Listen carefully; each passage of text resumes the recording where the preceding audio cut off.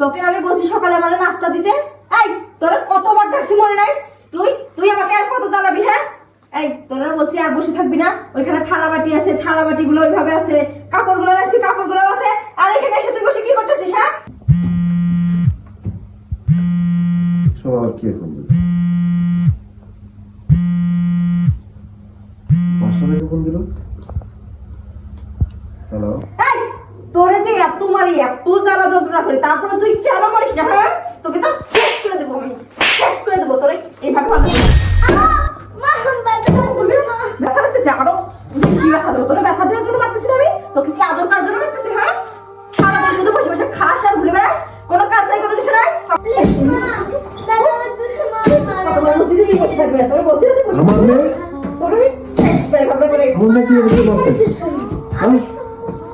নিশ্চয়ই এখন আমার বাড়িতে যেতে হবে।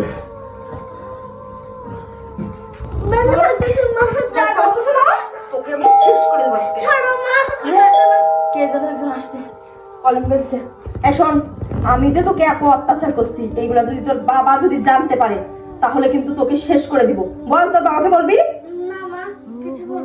ঠিক আছে, আমি দেখে আসতেছি কি আসছে, থাক।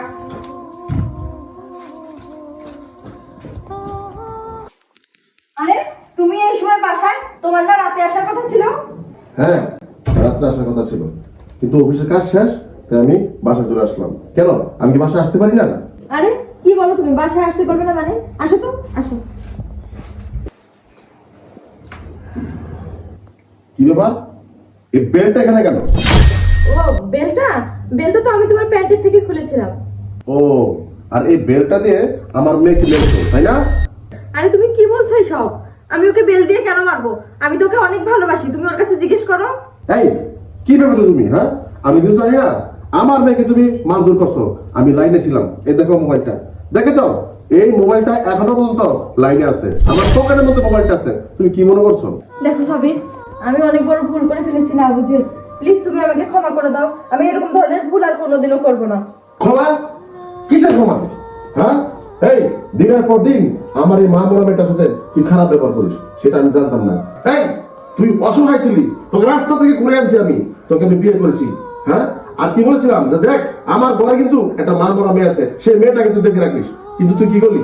আমার এই মেয়েটার সাথে তুই দিনের পর দিন খারাপ আচরণ করিস। এই ডাইনি, তোর মতো ডাইনি পৃথিবীতে হতে পারে না। তোর সাথে আমি ঘর করলাম না, করলাম না তোর সাথে ঘর।